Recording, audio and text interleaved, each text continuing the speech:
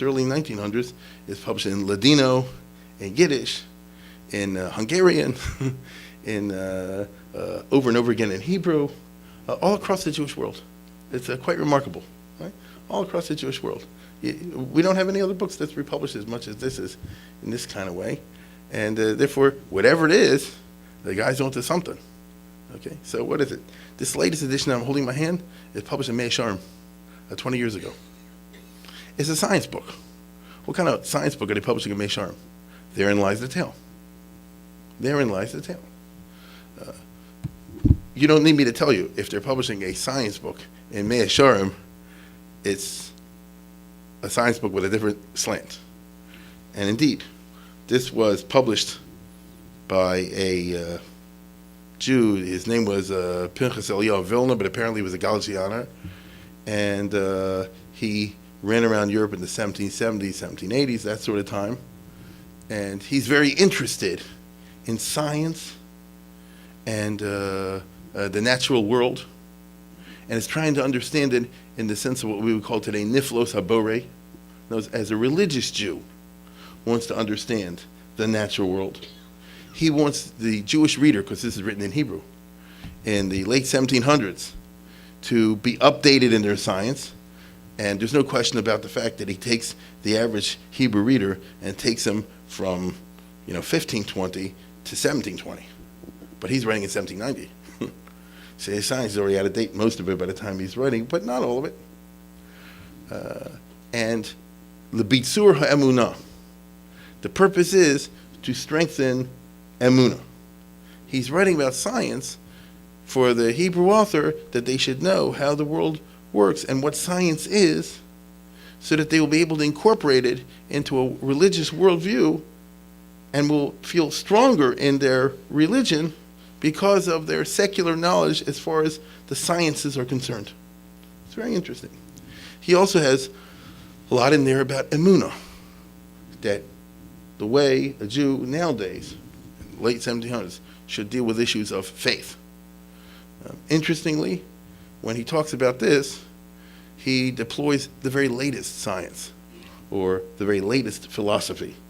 He writes about, it's quite remarkable. This is a Galicianer who can't read German. He says this. He says whatever he got from other books, he had somebody read it for him and translate it. And he has a whole presentation of Kant's Critique of Pure Reason. Right?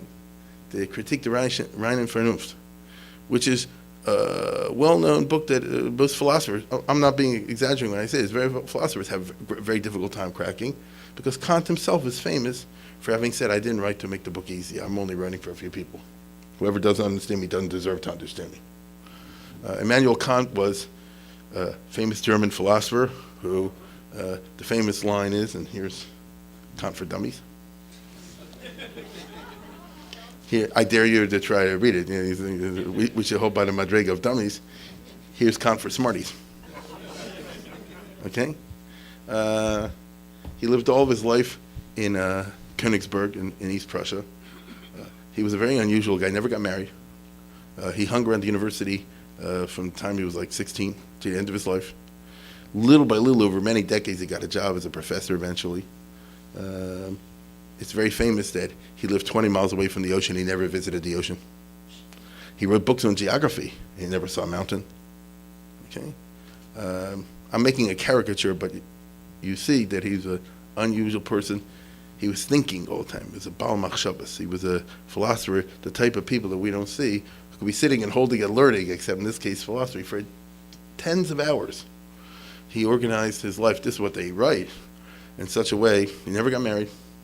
He organized his life in such a way that he woke up at 5 in the morning. By 12, he had done everything. He had taught, done his writing, taken his walk.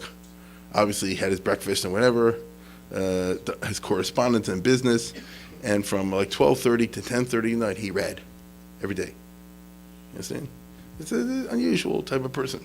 And obviously, the person I'm describing is interested in the Baltimore Orioles. You know? He's interested in difficult and complex philosophical questions, right? Questions of high abstraction. In fact, let's take the mind where it can go. Now, I'm always diffident on this particular subject because I'm not a philosopher. My training is that of a historian. Historians and philosophers are natural enemies. I've said it before. No, it really is true. I mean, epistemologically, they're natural enemies because the historian is, let's put it this way, the philosopher loves the idea. Look at the Shita. Consider it from like a diamond. And the historian will do what I just did. Kant was a fool. He didn't walk 20 miles to the ocean. He lived all his life in a small town. He obviously didn't like his mother.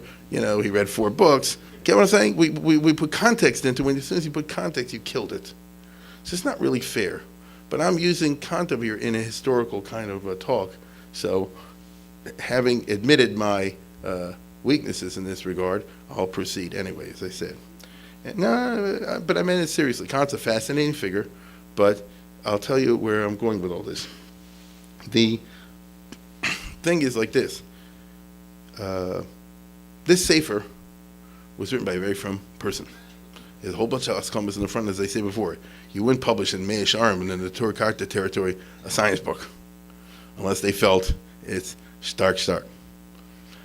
This is written in the 18th century, which is a very important century in world history, intellectually speaking. That's the century of the divorce between the old and the new. Medicine, for example, was all wrong until the 18th century, and then it switched. Think about that. I'm going to mention later on the Rambam. The medicine practiced by all those doctors was just totally wrong. There are physicians here who can tell you better than I do, but the body is not run on 4 humors. And, if you have this and this sickness, you have to, put your mouth on something to put, tons of steam in there to increase this kind of bile over that one. It was just mistaken, let alone the fact that they didn't know about germs and didn't have instruments of precise measurement, but it was just wrong. And it didn't matter, even though doctors were killing people for centuries and centuries. Well, they had the wrong medicine. Am I right or am I wrong? They had the wrong treatment. So you tell me if somebody gets an appendix attack 200-300 years ago before that, or if they fall down and bang themselves badly before penicillin and things like that. Be real. This is why people think very often incorrectly that human lifespan was less. It's not that the lifespan was less in the sense that people were weaker.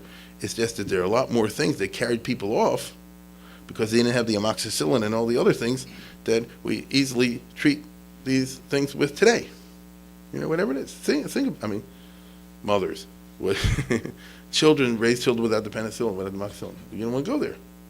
Or is it true that no child here ever had an ear infection? Now, the fact is that not only in the area of science and medicine was a revolution in philosophy also. And this leads us to the question of metaphysics. And with metaphysics, we go to the Rambam.